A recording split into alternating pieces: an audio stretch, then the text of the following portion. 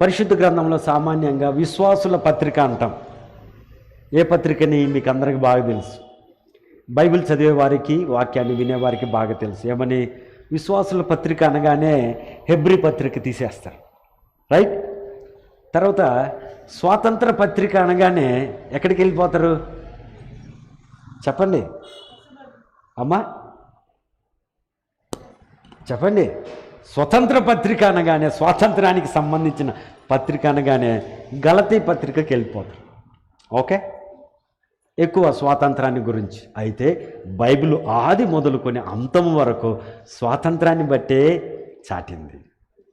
యేసుక్రీస్తు ప్రభువారు అనాది కాలంలో మనల్ని సృష్టించినప్పుడు, తండ్రి అయినటువంటి దేవునిగా ఆయన హవ్వ ఆదామును సృష్టించినప్పుడు ఆయన ఏమన్నాడంటే, ఏదో వనములు వదిలిపెట్టాడు, స్వాతంత్రాన్ని ఇచ్చాడు. మీరు ఏ పండు అయినా తినచ్చు, అన్ని పండ్లు తినచ్చు, అయితే ఒకే ఒక పండు మాత్రం తినకండి, అది తిన్నట్లయితే మీరు చనిపోతారు ఆత్మీయంగా అని అన్నాడు. అయితే ఆ స్వాతంత్ర్యాన్ని మనము ఉపయోగించుకోకుండా మన పితరులు చేసినటువంటి ఆజ్ఞ అతిక్రమానికి మరలా మనం బానిసత్వంలోకి, అంటే పాపపు బానిసత్వంలోకి రావలసి వచ్చింది.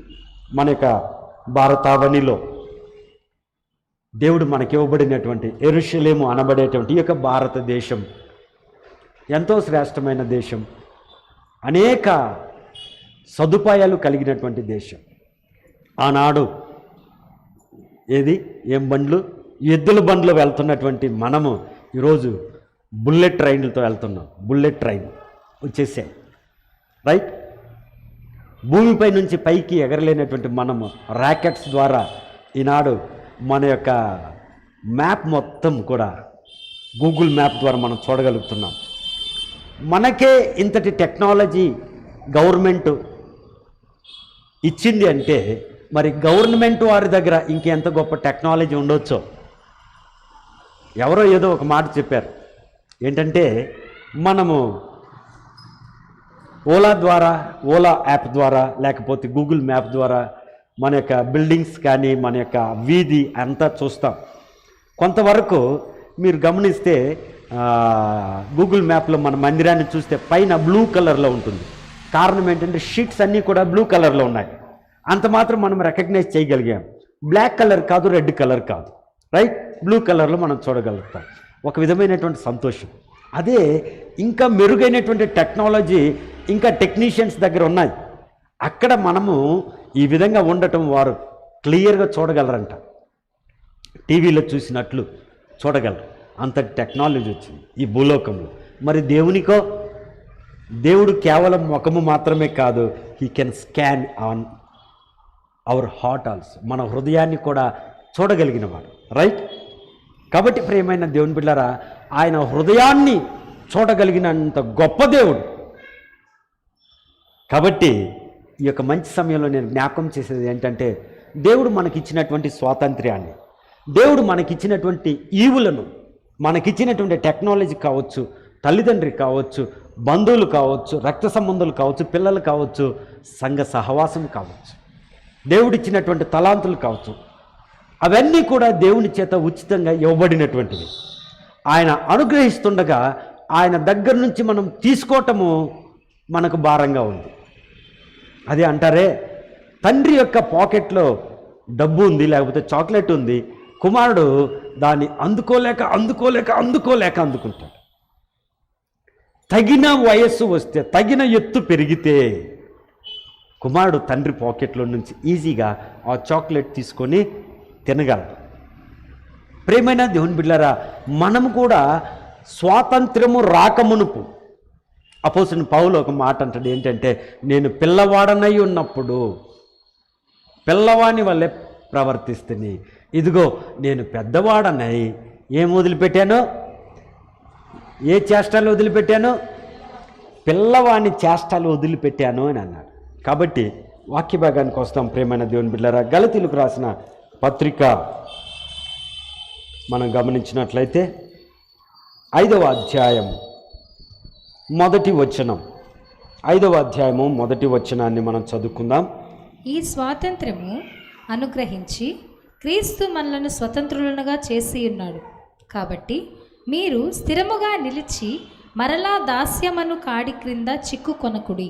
చాలు, మనమందరం ఒకసారి చదువుకుందాం ఈ యొక్క వాక్య భాగం. కన్నడలో చదివేవారు కన్నడలోను, ఇంగ్లీష్ వారు ఇంగ్లీష్లోను, తెలుగు వారు తెలుగులోను, తమిళ్ చదివేవారు తమిళ్లోను వాక్య భాగాన్ని గలతియన్స్ చాప్టర్ 5 verse 1 మొదటి వచనం మాత్రం మనం అందరం కలిసి చదువుకుందాం. అలాగే మొబైల్ ఫోన్లో చదివే వాళ్ళు చెప్పమంటారా? మొబైల్ ఫోన్లోను అని నేను చెప్పలేను. తెలుగులో చదివేవాళ్ళు తెలుగు చదవండి, కన్నడలో చదివేవాళ్ళు కన్నడలో చదవండి, కానీ మొబైల్ ఫోన్లో చదివేవారు మొబైల్ ఫోన్లో చదవకండి. ఒక హార్డ్ కాపీ తీసుకోండి. ఒకవేళ నేను ఉద్దేశించి చెప్పటం లేదు, అది ఒక చేయూతకు మాత్రమే. వర్షం వస్తుంది, గొడుగు ఉపయోగిస్తాం, గొడుగులాగా అంతే. మనం బయటికి వెళ్తాం, ఒక మాస్క్ లాగా అంతే. ఓకే, దయచేసి మీరు జ్ఞాపకం చేసుకోండి. ఈ ఒక వాక్య భాగాన్ని మనం చదవబోతున్నాం. ఒకవేళ బైబిల్ తీసుకురాని వారు ఉంటే చేతులు ఎత్తద్దండి. ఓకే, మీ ప్రక్కలో బైబిల్ ఉన్నట్లయితే వారితో మీరు కలిసి చదువుకోండి. బైబిల్ ఉన్నవారు గమనించండి, మీ ప్రక్కలో వారికి బైబిల్ లేకపోతే మీరు షేర్ చేయండి, దేవుడు మిమ్మల్ని దీవిస్తాడు. మీరు షేర్ చేయండి, దేవుడు మిమ్మల్ని దీవిస్తాడు. మనం అందరం చదువుకుందాం. 1 2 3. ఈ స్వాతంత్ర్యము అనుగ్రహించి క్రీస్తు మనలను స్వతంత్రులుగా చేసి ఉన్నాడు. కాబట్టి మీరు స్థిరముగా నిలిచి మరల దాస్యమును కాడి క్రింద చిక్కుకొనకుడి. ప్రార్థించునుగాక. గమనిస్తే ప్రియమైన దేవుని బిడ్డలారా, గలతీ పత్రికలో 5వ అధ్యాయం 1వ వచనంలో చెప్పబడినట్లుగా ఈ స్వాతంత్ర్యము అనుగ్రహించి క్రీస్తు మనలను స్వతంత్రులుగా చేసి ఉన్నాడు. కాబట్టి మీరు స్థిరముగా నిలిచి మరలా దాస్యమును కాడి క్రింద చిక్కుకొనకుడి. ఈనాటి వాక్య భాగానికి ఈ స్వాతంత్ర్యము క్రీస్తు అనుగ్రహించినది అనేటువంటి పేరు పెట్టడం జరిగింది. ఏం పేరు? ఈ స్వాతంత్ర్యము క్రీస్తు అనుగ్రహించినది. చెప్పండి, ఇంకొకసారి గట్టిగా చెప్పండి. క్రింద ఉన్న వాళ్ళు చెప్తారా ఒకసారి? మా స్లైడ్ ఇప్పుడు చెప్పండి. 1 2 3. ఈ స్వాతంత్ర్యము క్రీస్తు అనుగ్రహించినది. మరి ఎలా ఉంటుంది ఈ స్వాతంత్ర్యం? ప్రియమైన దేవుని బిడ్డలారా, ఇందులో 4 విషయాలు మీకు తెలియపరచాలని పరిశుద్ధాత్మ దేవుడు నాకు కృప అనుగ్రహించాడు ఆయన అడిగినప్పుడు. మొదటిది, క్రీస్తు అనుగ్రహించేటువంటి స్వాతంత్ర్యము విప్లవాత్మకమైంది కాదు, విప్లవము లేనిది ఈ స్వాతంత్ర్యం. క్రీస్తు అనుగ్రహించేటువంటి స్వాతంత్ర్యము విప్లవము, పోరాటము లేనటువంటిది. రెండవదిగా, వ్యర్థపరచనిది ఈ స్వాతంత్ర్యం. క్రీస్తు అనుగ్రహించే స్వాతంత్ర్యము వ్యర్థపరిచేది కాదు. మూడవదిగా, ఈ స్వాతంత్ర్యము వ్యక్తిగతమైనది. ఈ స్వాతంత్ర్యము క్రీస్తు అనుగ్రహించేటువంటి స్వాతంత్ర్యము వ్యక్తిగతమైనది. ఈ స్వాతంత్ర్యం. నాలుగవదిగా మనం గమనిస్తే విధేయత వలన కలిగినది ఈ స్వాతంత్ర్యము.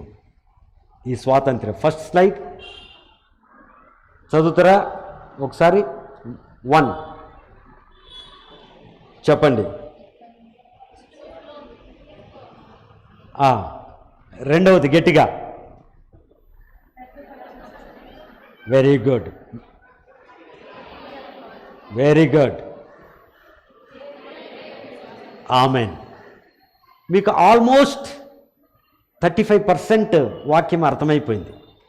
మన ప్రభు రక్షకుడైనటువంటి యేసుక్రీస్తు వారు అనుగ్రహించేటువంటి స్వాతంత్ర్యము ఎలాంటిది అని మీరు తెలుసుకోగలిగారు. అయితే పరిశుద్ధ లేఖనాల్లో ఈ యొక్క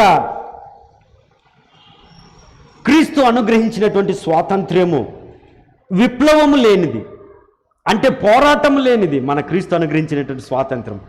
ఎందుకు ఈ మాట తెలియపరుస్తున్నాను అని అంటే, ప్రియమైన దేవుని బిడ్డలారా, మన దేశానికి 1947 సంవత్సరంలో స్వాతంత్రాన్ని ఆగస్ట్ 15వ తారీఖున అనౌన్స్ చేశారు. అంతకుముందు అనేక సంవత్సరాలు, అనేక వందల సంవత్సరాలన్నీ కూడా మనం చెప్పవచ్చు. రెండుకు పైన ఉంటే అనేకమని చెప్పవచ్చు. గమనిస్తే ఆ యొక్క స్వాతంత్రాన్ని పొందుకోవటానికి అనేకులు ప్రయాసపడ్డారు, తమ ప్రాణాలు పెట్టారు. అనేకులు అనేక విధములైనటువంటి పోరాటాలు చేశారు. పోరాటాలు చేసినటువంటి వారు అందరూ కూడా అంతరించిపోయారు. వారికి ఏమి పేరు నిలబడలేదు. కేవలం వారి పేర్లు లేకపోతే ఫోటోలు పెట్టుకొని వారిని గణపరుస్తున్నారు. అయితే ప్రియ దేవుని బిడ్డలారా, క్రీస్తు యొక్క అనుభవాన్ని అనుభవించి క్రీస్తుని హృదయంలో దాచుకొని క్రీస్తు చెప్పినటువంటి మాటలను అనుకరించి, గమనించండి, క్రీస్తు యొక్క మాటలను అనుకరించి సాధించాడు మన జాతిపిత మహాత్మా గాంధీ. ఆయన సాధించినటువంటి ఒక సాధన ఏంటంటే సత్యాగ్రహము. సత్యాగ్రహాన్ని అనేక మంది అనేక విధాలుగా వివరించినప్పటికీ కూడా, అయితే ఈ యొక్క సమయంలో పరిశుద్ధాత్మ దేవుడు నాకు తెలియపరిచినటువంటి మాట ఏంటంటే సత్యము ప్లస్ ఆగ్రహము, సత్యాగ్రహము. అయితే దీన్ని పాటించినటువంటి ఆయన ఆగ్రహాన్ని చూపకుండా సత్యములో ఉన్నటువంటి శాంతిని కనుపరిచాడు అన్నది నా ఉద్దేశం. సత్యము ప్లస్ ఆగ్రహము, సత్యాగ్రహము. అయితే సత్యములో ఉన్నటువంటి శాంతిని కనుపరిచి ఆయన ఈ యొక్క స్వాతంత్ర్యం రావటానికి ఒక మూల పురుషుడు కాగలిగాడు. క్రీస్తును అనుకరించినటువంటి అనేకుల్లో చాలామంది గొప్పవారు కాగలిగారు, మహాత్ములు కాగలిగారు. స్వామి వివేకానంద గారు కూడా అనేవారు, ఆయన కాలంలో నేనుంటే ఆయన రక్తముతో నా యొక్క శరీరాన్ని అంతా కూడా నా పాపాన్ని కూడా నేను కడుక్కునేవాడిని. ప్రియమైన దేవుని బిడ్డలారా, ఇంకా అనేక మాటలు ఉన్నాయి. ఏది ఏమైనప్పటికీ కూడా మనం గమనిస్తే ఈ యొక్క మహాత్మా గాంధీ గారు ప్రోత్సహింపబడినటువంటి వాక్య సందేశాన్ని మనం ఏమంటామనంటే కొండ మీద ప్రసంగము. ఆ యొక్క కొండ మీద ప్రసంగం ద్వారా మార్చబడినటువంటి వ్యక్తి మహాత్మా గాంధీ గారు. అక్కడ చెప్పబడినటువంటి మాటలు మనం గమనిస్తే మత్తయి సువార్త 5వ అధ్యాయం 38-39 వచనాన్ని మనం గమనిస్తాం. మత్తయి సువార్త 5, మాథ్యూ చాప్టర్ 5 వర్స్ 38 and 39. కంటికి కన్ను పంటికి పళ్ళు అని చెప్పబడిన మాట మీరు విన్నారు కదా. నేను మీతో చెప్పునదేమనగా, దుష్టుని ఎదిరింపక నిన్ను కుడి చెంప మీద కొట్టువాని వైపునకు ఎడమ చెంప కూడా త్రిప్పుము. ఎవడైనా నీ మీద వ్యాజ్యము వేసి నీ అంగీ తీసుకొన గోరినేడలా వానికి నీ పై వస్త్రము కూడా ఇచ్చివేయి. చాలు. గమనిస్తే కంటికి కన్ను పంటికి పన్ను అన్నటువంటి రోజుల్లో యేసుక్రీస్తు ప్రభువారు ఉన్నప్పుడు అలాంటి ధర్మశాస్త్రాన్ని పాటించేవారు జనం. అయితే కంటికి కన్ను పంటికి పన్ను, ఎవడైనా చెంప మీద కొడితే మరలా మరి ఒక చెంప మీద కొట్టడానికి వెనకాడకుండా ఉన్నటువంటి రోజుల్లో ఆ యొక్క మాట మీరు విన్నారు. అయితే విప్లవాత్మకముగా కాదు, దాన్ని ఎదిరించే విధంగా కాదు, దాన్ని దండించే విధంగా కాదు. అయితే నేను మీతో చెప్తున్నానని ఎవరంటున్నారు? మన ప్రభు రక్షకుడైనటువంటి యేసుక్రీస్తు వారు, ఈ లోక రక్షకుడైనటువంటి యేసుక్రీస్తు వారు అంటున్నారు, నేను మీతో చెప్పున్నదేమనగా దుష్టుని ఎదిరింపక నిన్ను కుడి చెంప మీద కొట్టువాని వైపుకు ఎడమ చెంప త్రిప్పుము. దుష్టుడు అనగానే ఇక్కడ చెప్పబడినటువంటి మాట ఏంటంటే మనుషుల వైపు, నీకు విరోధంగా ఉన్న వారి వైపే, కానీ దుష్టుడైన సాతాను యొక్క కనిపించని స్వరూపము గురించి కాదు, ఆ యొక్క కనిపించినటువంటి దుష్ట స్వభావాన్ని గురించి కాదు. యాకోబు పత్రికల్లో దుష్టుని ఎదురించుము, వాడు నీ నుండి దూరంగా పారిపోను, అది వేరే భాగం. ఇక్కడ చెప్పేటువంటి చిత్రీకరణ ఎలాంటిది అని అంటే ప్రియ దేవుని బిడ్డలారా, దుష్టుడు ఎవరంటే నీకు దుష్టత్వాన్ని కలిగించేవాడు, నీకు చెడు చేసేవాడు, నీ చెడు కోరేటువంటి వాడు. వాడిని నువ్వు ఎదిరించద్దు, నిన్ను ఎదురించక నిన్ను కుడి చెంప మీద కొట్టువాని వైపుకు ఎడమ చెంప త్రిప్పుము. గమనిస్తే ప్రియ దేవుని బిడ్డలారా, యేసుక్రీస్తు ప్రభు వారు చెప్పినటువంటి మాటల్లో ఖచ్చితంగా పాటించిన వారు ఎవరంటే మన జాతిపిత మహాత్మా గాంధీ గారు అని మనం కూడా చెప్పుకోవచ్చు. ఆయన పాటించాడు. ఈ మధ్య కాలంలో గడిచిన 3-4 సంవత్సరాల క్రితంలో మనం గమనిస్తే మన ప్రధానమంత్రి గారు కూడా యేసుక్రీస్తు ప్రభు ఏ విధంగా తన శిష్యులకు పాదాలు కడిగారో అదే విధంగా ప్రధానమంత్రి గారు కూడా ఈ యొక్క కార్పొరేషన్లో ఏమంటారు పురపాలక కార్మికుల యొక్క పాదాలు కడగటం మనం గమనించాం. వాటన్నిటినీ యూట్యూబ్లో మాత్రమే నేను చూశాను, అయితే న్యూస్ పేపర్లో నేను చూడలేదు. కాబట్టి గమనిస్తే ప్రియ దేవుని బిడ్డలారా, క్రీస్తును అంగీకరించి కొంతమంది చెప్పుకోలేరు క్రీస్తుని. మన మందిరానికి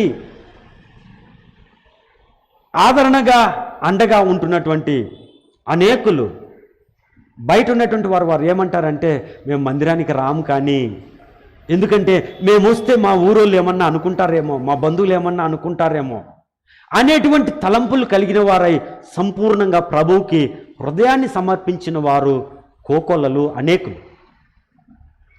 అలాంటి వారిలో మన యొక్క గ్రామానికి చైర్మన్గా ఉంటున్నటువంటి లక్ష్మణ గారు కూడా అలాంటి వారే. నాన్నగారు తనేవారు, ఏమని అంటే, అయ్యా నేను మందిరానికి రాలేను, కానీ అయితే నా కొరకు ప్రార్థన చేయండి, నాకు యేసుక్రీస్తు ప్రభువే సొంత రక్షకుడు అని అంగీకరించిన దినాలు ఉన్నాయి. కాబట్టి ప్రియ దేవుని బిడ్డలారా, విప్లవాత్మకంగా కాదు, దౌర్జన్యంగా కాదు, హింసించి కాదు, యుద్ధం చేసి పోరాడి కాదు యేసుక్రీస్తు ప్రభు చెప్పింది. యేసుక్రీస్తు ప్రభు ఇచ్చినటువంటి స్వాతంత్రం ఎలాంటిదంటే అది శాంతితో కూడింది. ఆయన ఇంకా అంటున్నాడు, ఏమనంటే 17వ వచనం, ధర్మశాస్త్రమైనను ప్రవక్తల వచనములైనను కొట్టివేయ వచ్చితునని తలంచవద్దు, నెరవేర్చుటకే గాని కొట్టివేయుటకు రాలేదు. యేసుక్రీస్తు ప్రభువారు ఈ లోకానికి వచ్చి చెప్తున్నాడు. ఎందుకు అని అంటే, ప్రవక్తలు చెప్పినటువంటి మాటలు నెరవేర్చడానికి ఆయన ఈ లోకానికి వచ్చాడు. నశించిన దానిని వెతికి రక్షించడానికి ఆయన ఈ లోకానికి వచ్చాడు. అదేవిధంగా ప్రవక్తలు ఏదైతే ఈ 16,000 సంవత్సరాల్లో రాశారో, ప్రవచనాలు పలికారో, వాటన్నిటినీ నెరవేర్చడానికి యేసుక్రీస్తు ప్రభువారు ఈ లోకానికి వచ్చి నెరవేర్చారు. ఆయన యొక్క పుట్టుకను, ఆయన యొక్క పవిత్రమైనటువంటి పుట్టుకను గురించి రాయబడింది, అది నెరవేర్చాడు ఆయన. ఆయన యొక్క శిలువ యాగాన్ని గురించి రాయబడింది, నెరవేర్చాడు ఆయన. ఆయన యొక్క పునరుద్ధానాన్ని గురించి రాయబడింది 16,000 సంవత్సరాల క్రితము, 100 సంవత్సరాల క్రితము, అది నెరవేర్చబడింది. అయితే ప్రియమైన దేవుని బిడ్డలారా, నెరవేర్చడానికే వచ్చాను అంటున్నాడు, కానీ వాటిని నెరవేర్చకుండా ఉండటానికి కాదు. 21వ వచనం, నరహత్య చేయవద్దు, నరహత్య చేయువాడు విమర్శకు లోనవునని పూర్వీకులతో చెప్పబడిన మాట మీరు విన్నారు కదా. నేను మీతో చెప్పున్నదేమనగా, తన సహోదరుని మీద కోపపడు ప్రతి వాడు విమర్శకు లోనగును. ప్రియమైన దేవుని బిడ్డలారా, నరహత్య చేయకూడదు అనేటువంటి మాట మీరు విన్నారు కదా. అయితే దానికన్నా ఘోరమైంది ఏంటంటే, నీ సహోదరుని మీద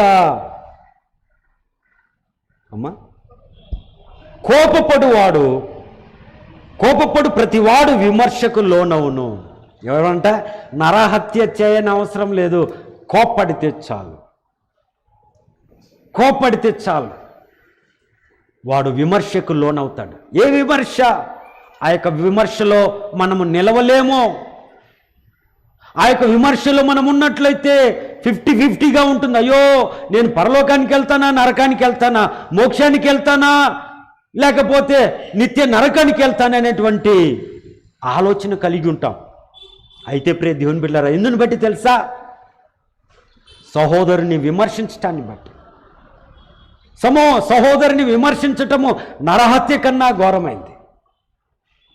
అతనిపైన కోపపడటం, అతనికి వెనకమల్లగా ఏదైనా చేయటం, అతన్ని ఏ విధము చేతనైనా అతన్ని ధ్వంసం చేయాలి అనుకోవటం, నాశనము చేయాలి అనుకోవటం, అతనికి నష్టాన్ని కలిగించాలి అనుకోవటం, అతనికి ఏడ్పును మిగిల్చాలని అనుకోవటం. ప్రేమైన దేవుని బిడ్డ, సహోదరుని యొక్క విషయంలో మనము కోపపడిన అలాంటి పరిస్థితుల్లో మనం వెళ్ళినా కూడా మనము నరహత్య చేసినట్లే.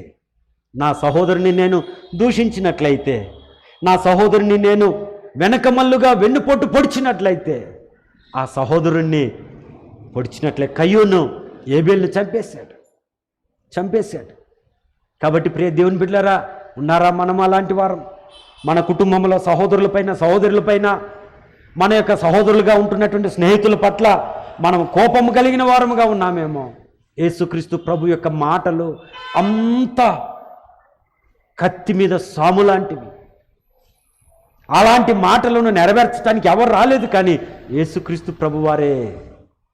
ఆయన అంటున్నాడు, నా మందిరము ప్రార్థనా మందిరము, దీన్ని దొంగల గుహగా చేసి ఉన్నారు అంటున్నారు. కారణం ఏంటి తెలుసా?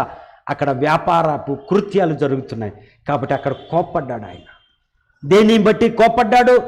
మందిరాన్ని బట్టి కోప్పడ్డాడు. ఆయన కోపము నిమిషం మాత్రం ఉంటుంది. ఆయన యొక్క దయ చెప్పండి. నేను ఎందుకు ఈ మాటలు చెప్తానంటే, ఈ వాక్యాలు మీరు జ్ఞాపకం చేసుకోవాలి. ఆయన కోపము, ఆయన దయ, ఎందుకంటే వాటిని మనం జ్ఞాపకం చేసుకోవాలి. ప్రియదేవుని, ఆ వాక్యాలు జీవం కలిగినవి, అవి మనల్ని జీవింపచేసేవి. కాబట్టి చెప్పినప్పుడు వెంటనే వాక్యాలను మనం ఉచ్చరించాలి, అవి మనకు ఆశీర్వాదకరం. కాబట్టి ప్రియ దేవుని బిడ్డలారా, కోపపడుడి కానీ పాపము చేయకుడి. దేవుని మందిరంలో ఒకవేళ ప్రభు కోపడ్డాడు కానీ ఆయన పాపము చేయలేదు. ఆయన ఏ పాపము లేదు, ఆయన పరిశుద్ధ దేవుడు. అలాంటి దేవుడు ఇచ్చేటువంటి స్వాతంత్రం ఎలాగుంటుందంటే ప్రశస్తంగా ఉంటుంది. అనేక సంవత్సరాలుగా దాదాపు 503 రాజ్యాలు ఐక్యత కలిగాయి. ఎప్పుడు? స్వాతంత్ర్యం అయినప్పుడు. స్వాతంత్ర్యానికి ముందుగా అందరూ కూడా అనైక్యతతో ఉన్నారు, ఐక్యత లేదు. అయితే ఎప్పుడైతే ఈ యొక్క దాసత్యంలోకి వెళ్ళిపోయారో అందరూ ఒకటైపోయారు. హల్లెలూయా. ఏదో ఒక సందర్భం, ఏదో ఒక కష్టం, ఏదో ఒక కన్నీటి సమస్య వచ్చినప్పుడు అందరూ ఒకరినొకరు పట్టుకుని ఏడవటం, అందరిని ఒకరు పట్టుకొని సమాధానపడటం. ప్రియ దేవుని బిడ్డలారా, ఆ యొక్క దినాన్ని దేవుడు మనకి ఎందుకు ఇస్తున్నాడంటే, ఆ దాస్యత్వపు దినాన్ని దేవుడు ఎందుకు ఇస్తున్నాడంటే, ఆనాడు ఇశ్రాయేలు ప్రజలు దాసత్వంలో ఉన్నప్పుడు వారి యొక్క మొర దేవుడు ఆలకించి వారి బరువులను తగ్గించడానికి మోషేను ఏర్పాటు చేసి ఐగుప్తు నుండి కానానుకు నడిపించడానికి ఆయన ప్రయత్నించాడు. అయితే మార్గ మధ్యంలోనే వారి యొక్క గుణాన్ని వాళ్ళు బయట పెట్టేశారు. ఏంటి? మరలా మేము ఐగుప్తుకి వెళ్ళాలి, ఐగుప్తులో ఉన్నటువంటి ఆనందాన్ని, ఒకవైపున కష్టపడుతున్నారు కానీ ఆ యొక్క స్థితిని వారు మర్చిపోలేకపోతున్నారు. దేవుడు అంత గొప్ప ఐగుప్తులో నుండి దాదాపు 10 తెగులను పంపించి ఫరో యొక్క హృదయాన్ని మార్చి అవి అందరికీ తెలియపరచబడాలనే ఉద్దేశంతో ప్రజలను బయటికి తీసుకొస్తే ప్రజలు మరలా తిరుగుదారి పట్టాలనుకున్నారు. అక్కడే అనేకులు ధ్వంసమైపోయారు, రాలిపోయారు. అక్కడి నుంచి ప్రయాణమైనటువంటి వారిలో ఒకరు మిగలలేదు, కానీ మరలా జన్మించినటువంటి వారే అక్కడికి చేరుకోగలిగారు. గమనిస్తే ప్రియమైన దేవుని బిడ్డలారా, దేవుని యొక్క విషయంలో మరొక మాట మనం గమనిస్తే 27వ వచనంలో, వ్యభిచారము చేయవద్దని చెప్పబడిన మాట మీరు విన్నారు కదా, నేను మీతో చెప్పినదేమనగా, ఒక స్త్రీని మోహపు చూపుతో చూచు ప్రతి వాడు అప్పుడే తన హృదయమందు ఆమెతో వ్యభిచారం చేసిన వాడగును. నీ కుడి కన్ను నిన్ను అభ్యంతర పరచినేడలా దాని పెరికి నీ యొద్ద నుండి పారవేయుము. నీ దేహమంతయు నరకములో పడవేయబడకుండా నీ అవయములలో ఒకటి నశించుట నీకు ప్రయోజనకరము కదా. గమనిస్తే ప్రియ దేవుని బిడ్డలారా, వ్యభిచారము చేయవద్దని చెప్పబడిన మాట మీరు విన్నారు కదా. యేసు ప్రభు అంటున్నారు, నేను మీతో చెప్పే మాట ఏంటంటే, ఒక స్త్రీని మోహపు చూపుతో చూచు ప్రతి వాడు అప్పుడే తన హృదయమందు ఆమెతో వ్యభిచారము చేసిన వాడగును. ఏంటంట? ఒక స్త్రీని మోహపు చూపుతో, చెడ్డ చూపుతో, దురాశతో చూచినట్లయితే వెంటనే ఆ యొక్క స్త్రీతో అతను అప్పుడే హృదయములో వ్యభిచరించినట్లుగా. గమనించండి ప్రియ దేవుని బిడ్డ, నా యవ్వన కాలంలో 40 days ఫాస్టింగ్స్ ఉన్నప్పుడు నేను అప్పుడప్పుడు ఈ మాట చెప్తాను, జ్ఞాపకం చేసుకుంటాను. ఎందుకంటే అప్పట్లో బస్సులన్నీ కూడా చిన్నవి, చాలా గలీజుగా ఉండేవి. ఆ బస్సులో వెళ్తే నాకు వామిట్ వచ్చేది. ఉదయకాలానే నేను ఇక్కడ నుంచి ఇన్ఫెంట్ చేసి చర్చికి వెళ్ళేవాడిని. గమనించండి, అపోస్తుల పైన పౌలు గారు చెప్పిన మాట, పిల్లవాణినై ఉన్నప్పుడు పిల్లవాణి చేష్టాలు చేసి తిని, పెద్దవాణినై నేను ఇప్పుడు వాటిని మానివేశాను అన్నాడు. నేను చిన్నప్పుడు సరి అయినటువంటి విశ్వాసము, సరి అయినటువంటి మార్గదర్శకము లేక నేనేం చేసేవాడంటే ఆ యొక్క పిల్ల విశ్వాసముతో ఎక్కడో దాదాపు 25 కిలోమీటర్లు ఇన్ఫెంట్ జీసస్ చర్చ్కి వెళ్ళి వచ్చేవాడిని. ఆ 40 రోజుల ఉపవాస దినాలు, ఎందుకంటే అప్పుడు ఏర్పాటు లేదు, 40 దినాల ప్రార్థనలు లేవు. అప్పుడు ఎప్పుడైతే దేవుడు మనకు అనుగ్రహించాడో, మా బృందానికి ఎప్పుడైతే దేవుడు ఈ మందిరాన్ని అనుగ్రహించాడో అప్పటి నుంచి ఈ యొక్క 40 days ప్రార్థనలు ప్రారంభించాం. అప్పుడైతే అక్కడికి వెళ్ళి వచ్చేటప్పటికి బస్సులో టైర్డ్ అయ్యేవాడిని, ఫాస్టింగ్ ఉండేవాడిని కదా. ఆ యొక్క బస్సు వాతావరణానికి ఉలగరెచ్చి వామిట్ వచ్చేది. ఆ వామిట్ ఎందుకు వచ్చేది అని అంటే, కొంతమంది తల్లులు, లేకపోతే చెల్లెళ్ళు, లేకపోతే ఇంకెవరో సిస్టర్స్ ఏం చేసేవారంటే, వారు వేసుకోకూడనటువంటి డ్రెస్సెస్, అప్పుడు ఎంతో బెటర్, ఇంతవరకే వేసుకునేవారు, స్లీవ్లెస్. వాటిని చూడటానికి నాకు ఒక విధమైనటువంటి ఆటంకం, అరే తప్పు చేస్తున్నానేమో, ఈ చెయ్యి ఇంతవరకు. ఇప్పుడైతే ఆ చెయ్యే కాదు, ఇంకా ఏదేదో. గమనిస్తే ప్రియమైన దేవుని బిడ్డలారా, జ్ఞాపకం ఉంచుకోండి, ఎందుకు మోహపు చూపు చూడాలి? కారణం ఏంటంటే నువ్వు అవకాశం ఇస్తున్నావేమో. కాబట్టి నీ వస్త్రాధరణ, నీ అలంకరణ, నీ పరిమళాలు ఏ విధంగా ఉండాలో నువ్వు సరిచూసుకోవాలి. ఏంటంటే ఇతరులకు ఆటంకపరచకుండా, ఇతరుల కన్నులు పీకివేయబడే విధంగా వారి చూపు నీ వైపు కాకుండా. ఆశీర్వదింపబడిన పండు ఏమవుతుంది తెలుసా? ఆకు చాటున ఉంటుందంట. ఆకు చాటున దేవుడు నీకు మంచి ఆరోగ్యం ఇచ్చాడు, అందం ఇచ్చాడు, ధన్యత ఇచ్చాడు, మంచి సౌఖ్యం ఇచ్చాడు. వాటిని దేవుని యొక్క చిత్తానుసారంగా ఉపయోగించండి. నేను సామాన్యంగా అంటాను, దేవుని మందిరానికి వచ్చేటప్పుడు మీరు పూలు పెట్టుకోవద్దండి అని అనేకులు చెప్తారు. నేను దానికి ఓటేస్తాను. ఓటు ఇట్లనా ఓటు వేస్తాను. ఎందుకు అని అంటే, దేవునికి ఇష్టమైంది అలంకరణ కాదు, ఆయనకి ఇష్టమైంది స్వచ్ఛమైన హృదయమో. అయ్యా, దేవుడిచ్చినటువంటి స్వాతంత్ర్యాన్ని మనం ఉపయోగించుకుందాం. రెండవదిగా మనం గమనిస్తే ప్రేమైన దేవుని బిడ్డలారా, ఇంకా చాలా విషయాలు ఉన్నాయి. 43వ వచనం, నీ పొరుగువాన్ని ప్రేమించి నీ శత్రువులను ద్వేషించమని చెప్పబడిన మాట మీరు విన్నారు కదా. నేను మీతో చెప్పినదనేమనగా, మీరు పరలోకమందున్న మీ తండ్రికి కుమారులై ఉండునట్లు మీ శత్రువులను ప్రేమించుడి, మిమ్మును హింసించు వారి కొరకు ప్రార్థన చేయుడి. హింసించే, గమనిస్తే ప్రియమైన దేవుని బిడ్డలారా, మనం జ్ఞాపకం చేసుకుందాం. ప్రభు అంటున్నాడు ఈ మాట, నీ శత్రువులను ప్రేమించుడి, మిమ్మల్ని హింసించు వారి కొరకు ప్రార్థన చేయుడి. ఎంత హింసో!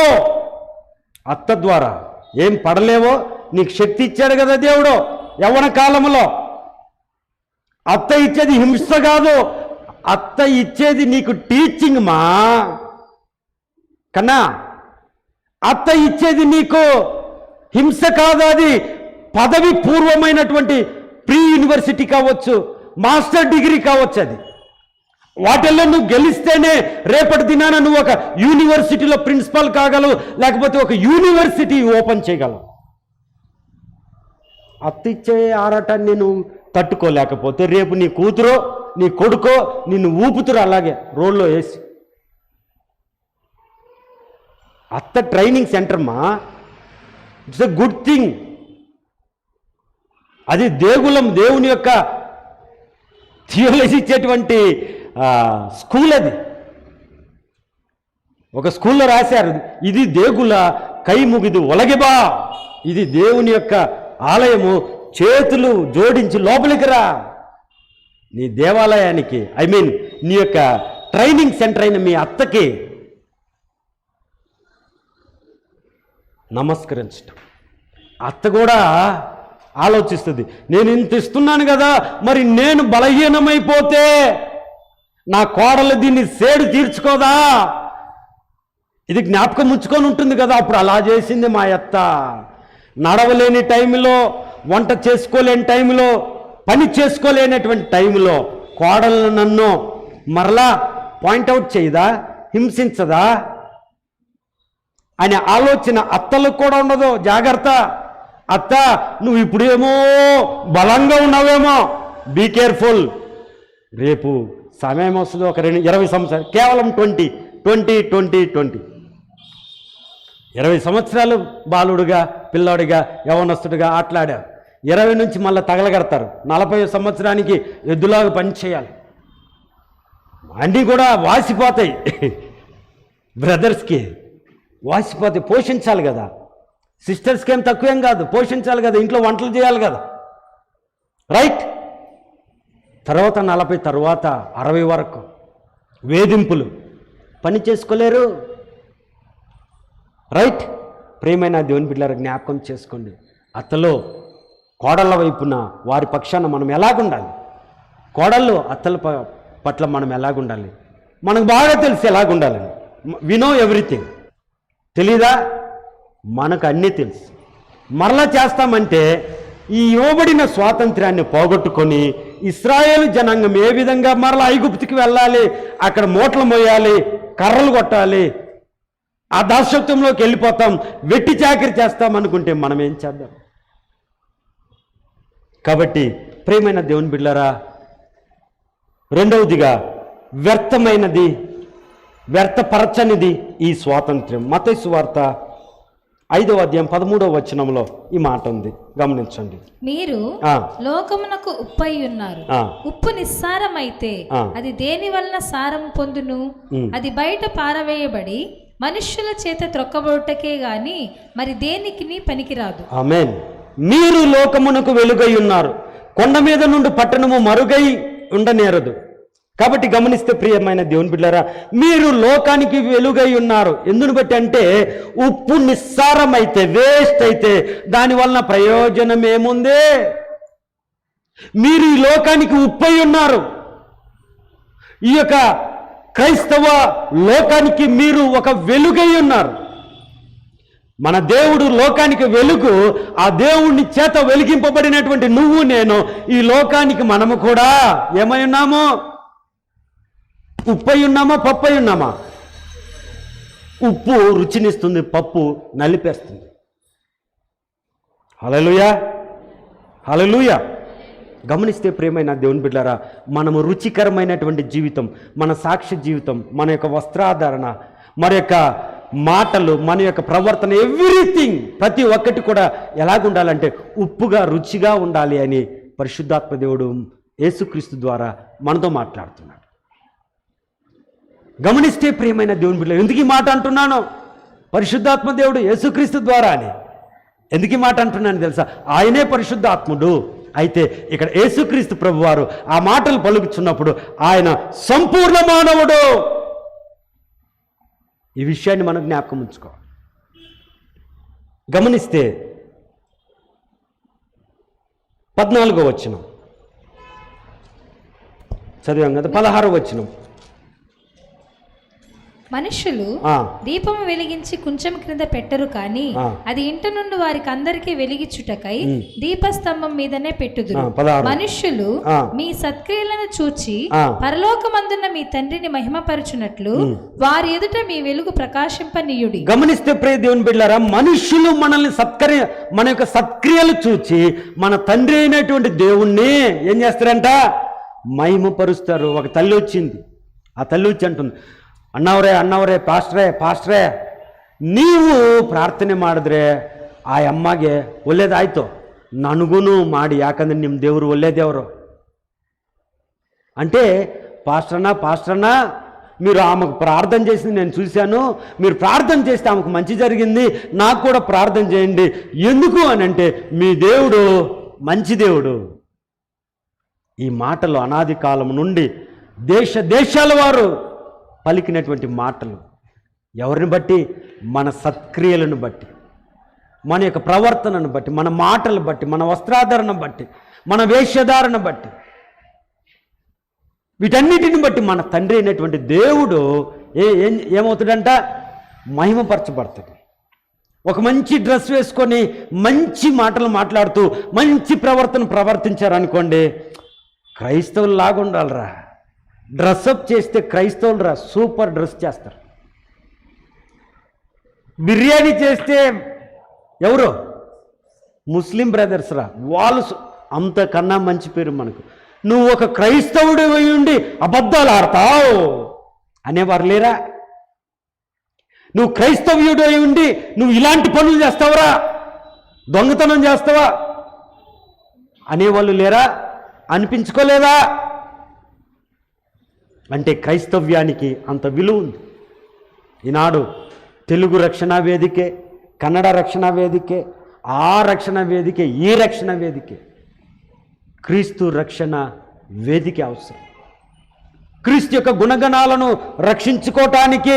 అందుకనే ఒకరికొకరు పాపాలు ఒప్పుకొని బుద్ధి చెప్పుకోండి అంటున్నారు. ఒకవేళ చెప్పాననుకోండి, నీది నువ్వు చూసుకోయ్యా, రైట్? ప్రియ దేవుని బిడ్డలారా, అలాంటి వారితో పాస్టర్లు కూడా ఏమంటారు తెలుసా? ఒకసారికి 3 సార్లు చెప్పమన్నాడు, తరువాత యేసయ్యే వాడి గొంతుకి తిరగట్టి రాయి కట్టి ఎక్కడేస్తాడంట? ఎక్కడ? నడి సముద్రంలో. మాట వినకపోతే, దేవుని యొక్క వాక్యాన్ని అంగీకరించకపోతే జరిగేది ఏంటి తెలుసా? పాస్టర్ ఏమో చెప్తాడు, వెళ్ళిపోతాడు, అంతే. రేపటి రోజున ఆ యొక్క విమర్శల తీర్పులో నిలబడినప్పుడు, ఏం మోసెస్ గారు మీ సురేష్ గారికి చెప్పలేదండి అంటే, సార్ రికార్డింగ్ తీశారు, రికార్డింగ్లో ఉంటుంది. సురేష్ గారిని రోడ్లో దర్శించారు, మాట్లాడారు, క్రీస్తు గురించి బోధించారు. అంతేకాకుండా మందిరానికి ఆహ్వానించి మందిరంలో కూడా చెప్పారు. ఆ తీర్పులు ఎవరు? పాస్టర్ గారు హైడ్ అయిపోతారు. ఎవరు దొరికిపోతారు? మాట వినని వారు. కాబట్టి ప్రియమైన దేవుని బిడ్డలారా, వ్యర్థమైన వాటిగా మనం ఉండటానికి వీలేదు. వ్యర్థమైన వాటి విధంగా మనము ఉండటానికి, ఈ వ్యర్థమైన వాటిలో నుండి సార్థకమైన వాటిగా మనల్ని ప్రభువు స్వాతంత్రం ఇచ్చాడు. ఈ వ్యర్థమైనటువంటి మట్టే ఇది భూమిలోకి వెళ్ళిపోతే అది మరలా స్తుతించదు మనల్ని, దేవుణ్ణి. అయితే ఈ జీవము కలిగినటువంటి ఈ యొక్క మట్టి దేవుణ్ణి మహింపరుస్తుంది. కాబట్టి వ్యర్థపరచకుండా దాన్ని సార్థపరచుకుందాం. ఇంకొక మాట యెషయా గ్రంథంలో 55వ అధ్యాయంలో 2వ వచనం, ఆహారము కాని దాని కొరకు మీరేలా రూకలిచ్చెదరు, సంతుష్టి కలుగజేయ దాని కొరకు చేయని దాని కొరకు మీ కష్టార్జితమును ఎందుకు వ్యయపరచెదరో. ఏంటంట? ఆహారము కాని దాని కొరకు. ఏంటి ఆహారము కానిది? చెప్పండి, ఒక 5 చెప్పండి. ఆహారము కాని గట్టికి చెప్పండి. 5 ఆహారము కానివి. ఫస్ట్ వచ్చేది సిగరెటే, సెకండ్ వచ్చేది స్టార్ అయ్యేది అది. దాన్ని ఏమంటారు? స్టార్ చికెన్ కాదు, దాన్ని ఏమంటారు? గుట్కా, స్టార్ గుట్కా, దాని పేరే స్టార్ గుట్కా. ఇంకా ఆహారము కాని ఏదైతే నువ్వు చూడకూడదు అవి ఆహారం కాదు. దాని కొరకు టికెట్ 500 1000 రూపాయల బ్లాక్లో. బ్రదరా తెలీదు, మన బ్రదర్లు చాలా సిస్టర్స్కి ఏమన్నా తెలుసా? ఆహారము కాని దాని కొరకు బ్లాక్లో ఇచ్చే అవసరమా? గమనించండి 55లో 3వ వచనం, చెవి యొగ్గి నా యొద్దకు రండి, మీరు వినిన ఎడల మీరు చెప్పండి గట్టిగా, బ్రతుకుదురు. మీరు దేవుని యొక్క మాట వింటే, నా మాట వినరా నా అబ్బా బ్రతుకుతురా. నేను బ్రతికితే ఏమంట? నీ బర్రెలు గాయాల్సి వస్తుంది, నేను బతకను పో. అదే పద్ధతిలో ఉన్నారు ఈరోజు. నా మాట వినరా, మందిరానికి రారా, ప్రభు నీతో మాట్లాడతారా. నేను కాదురా నేను బ్రతికితే నీ బర్రెలు కాయద్దా? అవునా?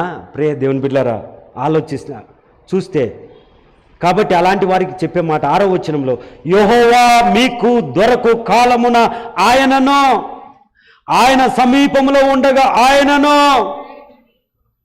భక్తిహీనులు తమ మార్గమును విడవవలెను, దుష్టులు తమ తలంపులను మానవలెను. అమ్మా, వారు యెహోవా వైపు తిరిగిన ఎడల ఆయన వారి యందు జాలిపడును, వారు మన దేవుని వైపు తిరిగిన ఎడల ఆయన బహుగా క్షమించును. హల్లెలూయా. ప్రియమైన దేవుని బిడ్డలారా, మన దేవుడు ఎంత మంచివాడు, వ్యర్థపరిచేవాడు కాదు. వాళ్ళ కొరకు వేచి ఉంటాడు, బోధిస్తాడు, వెయిట్ చేస్తాడు. వాళ్ళు వినే వరకు, వాళ్ళు బాగుపడే వరకు, వారు సార్థకులయ్యేంత వరకు. మన కుటుంబాల్లో మనం ఏం చేస్తాం? పిల్లలకి ఒక్కసారి 2 సార్లు 3 సార్లు చెప్తాం. వాడు నో, ఎందుకు నిన్ను తల్లిగా ఇచ్చింది, ఎందుకు నిన్ను తండ్రిగా ఇచ్చింది? ఒక్కసారి 2 సార్లు చెప్పి వదిలిపెట్టడానికా? ఎందుకు పాస్టర్గా నిన్ను ప్రతిష్ఠించింది?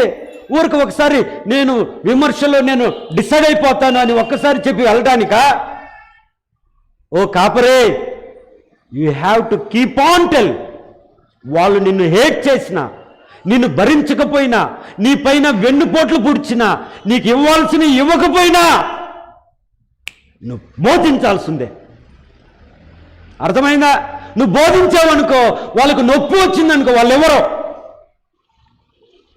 ఆధారపడి సేవ చేయొద్దు. నీ పిల్లలకు నువ్వు బోధిస్తే వారు బాగుపడలేదని వదిలేస్తే ఆఖరికి నీకో వచ్చేది ఉరి.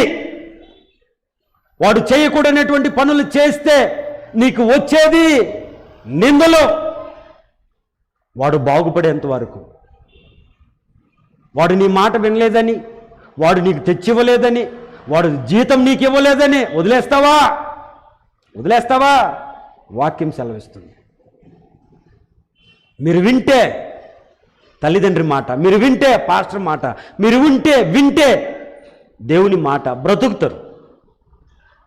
వినలేదనుకోండి, ఏమైపోతారో నేను చెప్పను నా నోటి గుండా. ఏమంటాం అక్కడ ఉండేది 55లో 3వ వచనం, చెవి ఎగ్గి నా యొద్దకు రండి. ఇక్కడ రండి అని కూడా ఉంది, రమ్మంటున్నాడు. చెవి యొగ్గి నా మాట ఆలకించి, పాస్ ద్వారా నేను మాట్లాడుతున్నా, మీ మమ్మీ డాడీ చేత మాట్లాడుతున్నా, మీ పిల్లల ద్వారా నేను మాట్లాడుతున్నా, ఇతరుల మీడియా ద్వారా మాట్లాడుతున్నా, మీరు త్వరగా మందిరానికి రండి అంటున్నాడు. మీరు వినిన ఎడల మీరు బ్రతుకుదురు, నేను మీతో నిత్య నిబంధన చేసేదను, దావీదునకు చూపిన శాశ్వత కృపను మీకు చూపుదును. ఇంకేం కావాలండి? మనం మాట వింటే బ్రతుకుతామండి. డోస్ తీసుకుంటే మాత్రమే కాదు, దాన్ని ఏమంటారు, వ్యాక్సిన్ తీసుకుంటే మాత్రమే కాదు, తీసుకున్న తర్వాత వచ్చిన వారు పోయిన వాళ్ళు చాలామంది ఉన్నారు. ఆయన మాట వింటే బ్రతుకుతాం. ఆయన మాటలో జీవం ఉంది, ఆయన మాటలో సత్యం ఉంది, జీవం ఉంది. ప్రియమైన దేవుని బిడ్డలారా, జ్ఞాపకం చేసుకొని ఆయన మాట విందాం, మనం బ్రతుకుదాం. మనం బ్రతకాలన్నా వద్దా? ఇప్పుడు ఎత్తండి, నేను బ్రతకాలన్న వాళ్ళు చేతులు ఎత్తండి. ఓ నా చెల్లి, నా బిడ్డ, గాడ్ బ్లెస్ యూ. మనం బ్రతకాలండి. ఎవరి కోసం బ్రతకాలి? ఎవరి కోసం? అపోజిషన్ పౌలయ్య ఏమన్నాడు? బ్రతుకుట నా పిల్లల కోసమే అన్నాడా? బ్రతుకుట నా భార్య కోసమే అన్నాడా? బ్రతుకుట చావైతే ఆ లాభం ఇప్పుడే వద్దు. ఆయన పరుగు తుదముట్టించి ఆయన చేయవలసిన అన్నీ చేసి ఆ మాట అన్నాడు. మనము ఇంకా స్టార్టే చేయలేదు. రైట్? స్టార్ట్ చేసామా మనము? We're not started at yet. గమనిస్తే ప్రియమైన దేవుని బిడ్డలారా, వ్యర్థపరచకూడదు మన జీవితాన్ని, మన యవ్వన కాలాన్ని వ్యర్థపరచకూడదు. అదే దేవుడిచ్చినటువంటి స్వాతంత్రం. వ్యర్థపరచుకోకుండా దానిని సార్థకము చేసుకోవటం, సమయాన్ని వ్యర్థపరచుకోకుండా దాన్ని సార్థకం చేసుకోవటం, వచ్చినటువంటి జీతాన్ని వేస్ట్ చేసుకోకుండా వాళ్ళ మాటలు వీళ్ళ మాటలు విని సార్థకం చేసుకోవటం. కొంతమంది విత్తనాలు దొరుకుతాయి. ఆ కాలంలో డబ్బు అంటే ఏంటి? విత్తనాలే. ఒక అద్ద విత్తనాలు ఇస్తే ఏమిస్తారు? కమ్మర కట్టిస్తారు. రైటా? మా అవ్వ అద్ద అదే గింజలు ఇస్తే అది కమ్మర కట్టి అమ్మే వాళ్ళు వస్తారు. కమ్మర కట్టే దాని పేరు అది కడ్డి. అది ఇస్తే ఒక అద్ద బియ్యం ఇవ్వటము, ఏదో ధాన్యం ఇవ్వటం తెచ్చుకోవటం, అదే డబ్బు. నీ విత్తనాలు ఎక్కడ విత్తుతున్నావు? ఎవరి మాటలు విని విత్తుతున్నావు?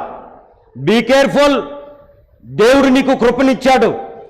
ఒక్కసారి ఆయన దాన్ని ఎర్ర సముద్రమా ఎండిపో అంటే ఎండిపోద్ది.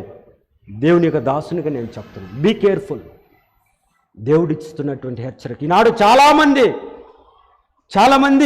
చెడు మార్గాలు చూపిస్తున్నారు. మన ప్రేమైన దేవుని బిడ్డలారా, విత్తనాలను విత్తే స్థలంలో విత్తో. వాళ్ళు వీళ్ళ మాటలు విని విత్తకుండా పోగొట్టుకోవద్దు. నా ప్రియ తల్లి, నా తండ్రి, లేని కీడి తెచ్చుకోవద్దు. నేను మిమ్మల్ని ప్రేమిస్తూ 100% నేను మిమ్మల్ని ప్రేమిస్తూ ఈ మాట చెప్తున్నాను. కొంతమంది ఏడుస్తూ నా దగ్గరికి వస్తారు. అన్నా మాకు ఆ అప్పులు, ఈ అప్పులు, ఆ పప్పులు, ఈ చెప్పినప్పుడు వాళ్ళకి చెప్పేది ఒకటే మాట, విత్తుతుండవా? విత్తితే పంట వస్తుంది. ఏం విత్తుతావు? టీ కుట్టు చెట్లు విత్తితే 30 సంవత్సరాలకి వస్తుంది, మంచి రేటు. నీలగిరి అదే జామాయి చెట్లు నాటితే 3 సంవత్సరాలకు వస్తుంది, తక్కువ రేటు. అదే ఎర్రచందనం విత్తితే 40 సంవత్సరాలకు వస్తుంది, మధురమైన రేటు. ఏమి విత్తుతున్నావు? ఎక్కడ విత్తుతున్నావు? ఏం విత్తుతున్నావు?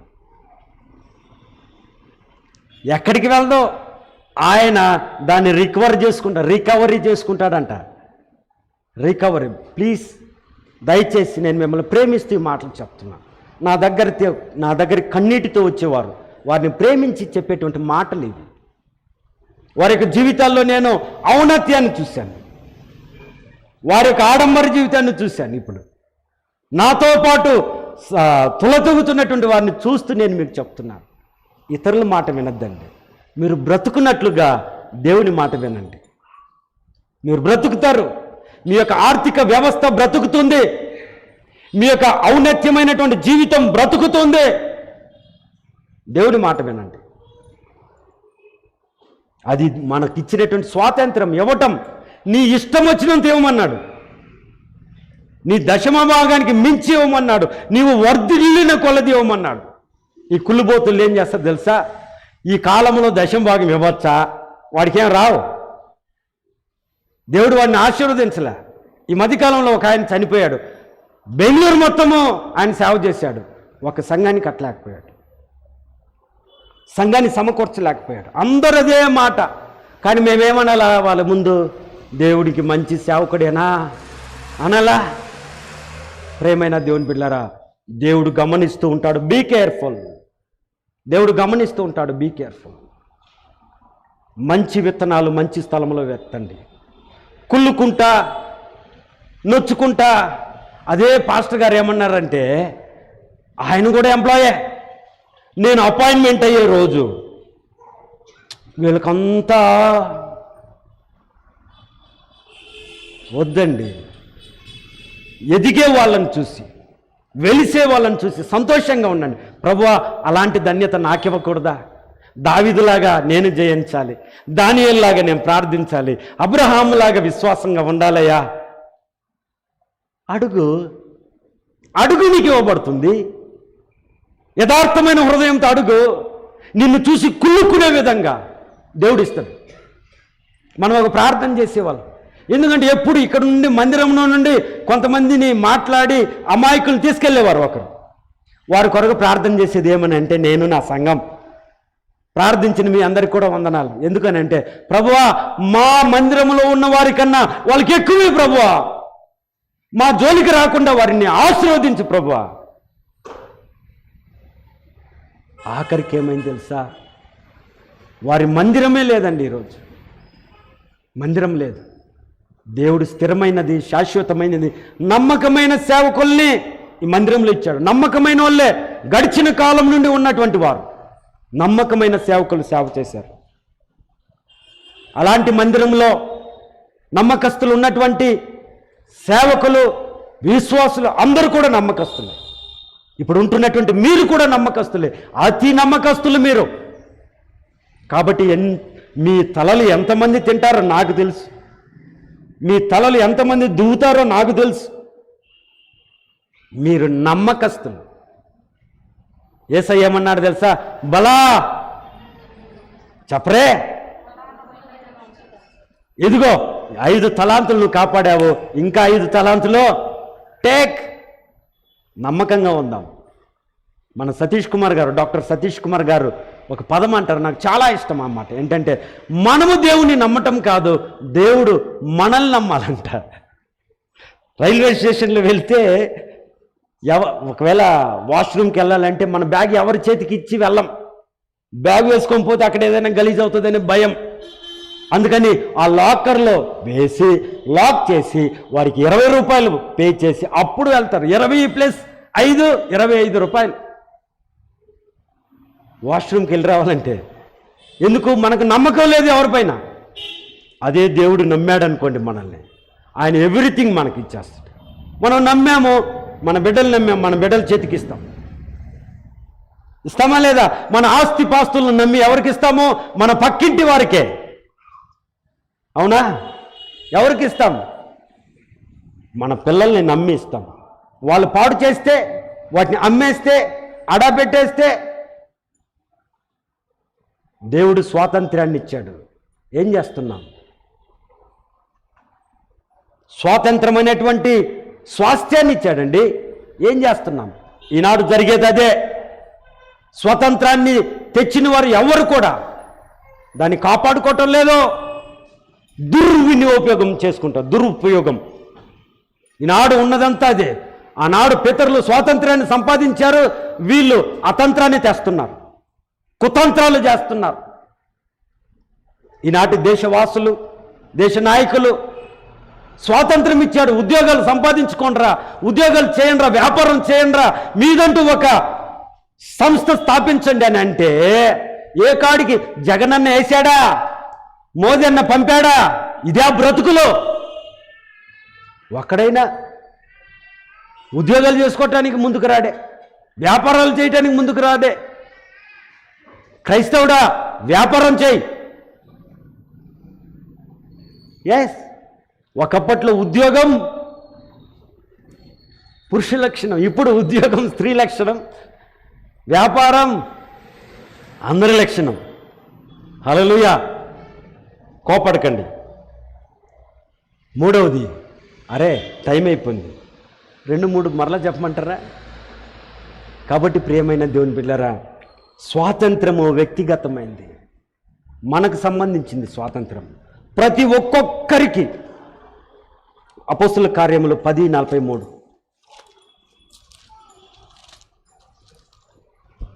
అపోస్తుల కార్యములు అందరు చూడండి. ఆయన యందు విశ్వాసముంచు వాడెవడో వాడు ఆయన నామం మూలముగా పాపక్షమాపణ పొందునని ప్రవక్తలందరూ ఆయనను గూర్చి సాక్ష్యమిచ్చుచున్నారనెను. పాపక్షమాపణ, ప్రియమైన దేవుని బిడ్డలారా, ప్రవక్తల ద్వారా చెప్పబడినటువంటిది. ఆయన ద్వారా, ఆయనను ఎవరు విశ్వసిస్తారో 43 ఆయన యందు విశ్వాసం ఉంచు వాడెవడో వాడు ఆయన నామము మూలముగా పాపక్షమాపణ పొందును. ప్రతి ఒక్కడు, ఇది వ్యక్తిగతమైంది. పాపక్షమాపణ అనబడేటువంటి స్వాతంత్ర్యం, ఇది వ్యక్తిగతమైనటువంటి స్వాతంత్ర్యము యేసుక్రీస్తు వారు ఇచ్చేది. యేసుక్రీస్తు వారి ద్వారా మనకు వచ్చేటువంటి ఈ యొక్క స్వాతంత్ర్యము వ్యక్తిగతమైంది, ఒక్కొక్కరికి అనుగ్రహింపబడేది, సపరేట్. ఇది ప్రత్యేకింపబడినటువంటిది. 6 రోమాపత్రిక 6:6, రోమన్స్ చాప్టర్ 6:6. ఏమనగా మనమికను పాపమునకు దాసులము కాకుండుటకు పాప శరీరము నిరర్థక మగునట్లు మన ప్రాచీన స్వభావము ఆయనతో కూడా సిలువ వేయబడినని ఎరుగుదుము. ఆమేన్.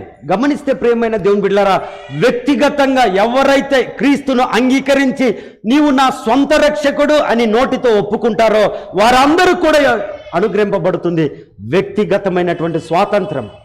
నువ్వు వ్యక్తిగతంగా నీ రోగము గురించి నువ్వు వ్యక్తిగత ప్రార్థన నువ్వు చేసినట్లయితే, నువ్వు సెల్ఫ్గా నీ ఇష్టానుసారంగా నువ్వు ఒక్కడివే దేవునితో నువ్వు మాట్లాడినట్లయితే నీ యొక్క రోగములన్నీ కూడా మార్చిపోతాయి. ఎందుకంటే ఆయన అంటున్నాడు, నిన్ను స్వస్థపరచు యెహోవాను. ఆయన ప్రత్యేకంగా అంటున్నాడు, మిమ్మును అని కాదు, నిన్ను స్వస్థపరచు యెహోవాను నేనే. ఆయన పొందిన దెబ్బల చేత మనకు ఆయన పొందిన దెబ్బల చేత మనకు స్వస్థత కలుగుచున్నది. గమనిస్తే ప్రియమైన దేవుని బిడ్డలారా, కీర్తన గ్రంథం 118:5లో ఇరుకు నుండి నేను మొరపెట్టి తిని ఆయన విశాల ప్రదేశంలో నాకు ఉత్తరం ఇచ్చాను. ఇరుకులో ఉన్నావా? అనారోగ్యంతో ఉన్నావా? ఇరుకైనటువంటి అప్పుల్లో ఉన్నావా? డోంట్ వరీ, ఆయన విశాలతలోనికి తీసుకెళ్తాడు. ఈరోజు నీకు చాలా కష్టంగా ఉండవచ్చు, పిల్లల్ని పోషించడానికి, ఫీజులు కట్టడానికి, పెద్దవారిని పోషించడానికి, ఒకవేళ కుటుంబాన్ని నడిపించడానికి ఇరుకుగా ఉండవచ్చు, కష్టంగా ఉండవచ్చు, నువ్వేమీ తీసుకోలేకపోవచ్చు. నీ ఇరుగు పొరుగు వారు మొత్తం పైనుండి కింద వరకు వారు దించేసుకొని ఉండవచ్చు బంగారం. డోంట్ వరీ మా, ఈ యొక్క ఇరుకైన జీవితంలో నుండి దేవుడు నీకు విశాలతలోకి పంపిస్తాడు. క్రైస్తవుడైతే బట్టలపైన ఆశ, ముస్లిం సహోదరుడైతే బిర్యానీ పైన ఆశ, మన హిందూ సహోదరులైతే ఏటిపైన? బంగారు పైన ఆశ. వాళ్ళు కూడబెట్టేదంతా బంగారు, క్రైస్తవులు కూడబెట్టేది బీరువాల బట్టలు. ముస్లిం సహోదరులు డేక్షాల. God bless you. కాబట్టి వ్యక్తిగతంగా మీరేమడిగితే దేవుడు అది ఇస్తాడు. 4వదిగా మనం గమనిస్తే, this is very very important, this is very very blessed word. 4వది, విధేయత కలిగిన ఈ స్వాతంత్ర్యము. విధేయతతో గాంధీ మహాత్ముడు పొందుకున్నటువంటి విధేయత ఎలాంటిది తెలుసా? యేసుక్రీస్తు ప్రభువారు చెప్పిన మాట ప్రకారంగా కుడివైపును కొడితే ఎడమవైపు చూపమన్నాడు. ఎవరో ఈ స్టేట్మెంట్ ఇచ్చింది? అవర్ సేవియర్, మన రక్షకుడు. దాన్ని ఎవరు స్వీకరించారు? ఎవరు యూటిలైజ్ చేసుకున్నారు?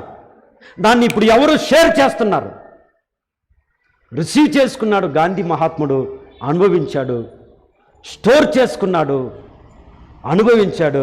దాన్ని అందరూ మనలాంటి వాళ్ళకు పంచిపెడతాం. ఆ కోయింపు సర్కిల్కి వెళ్ళండి, గాంధీ గారు రాసినటువంటి మాటలు అక్కడ ఉన్నాయి.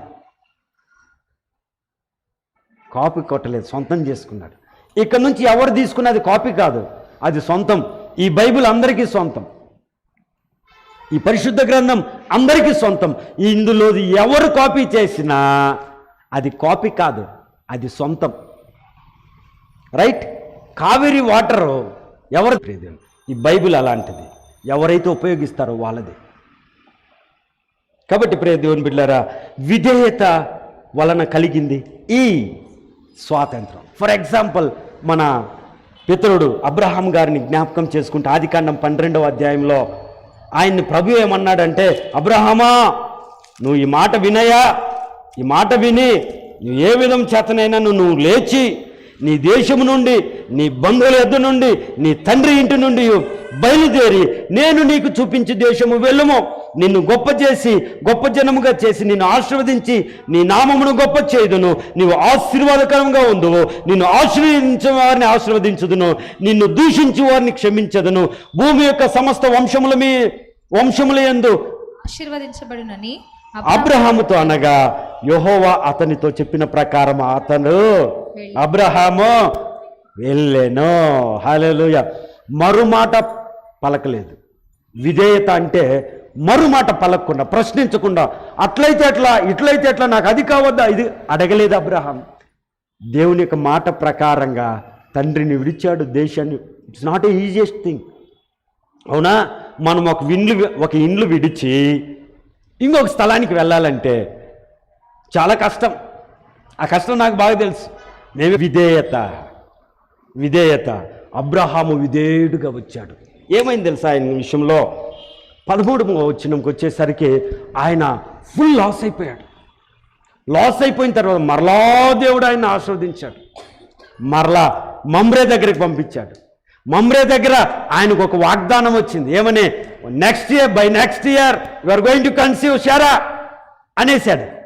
శారా నవ్వేసింది. నవ్వేసరికి ఆయన పోస్ట్ పోన్ చేసేసాడు. అబ్రహాం మాత్రం నలిగిపోయాడు. అయినా కానీ అబ్రహామును వదులుకోలేదు. తర్వాత అబ్రహాం ఏం చేశాడు? అబ్రహామా, నీ భార్య చెప్పినట్టు విను అన్నాడు. ఎందుకని? ఇష్మాయిల్ను పంపించేయి అంటానే ఫస్ట్ కన్నాడు. ఎవరికన్నా మొదటి బిడ్డ పైన కదా, మొదటి బిడ్డ పైన ఎక్కడ లేనటువంటి చూపలేనటువంటి ప్రేమ. First child. మా నాన్న నన్ను అలాగే ప్రేమించాడు. My father loved me a lot.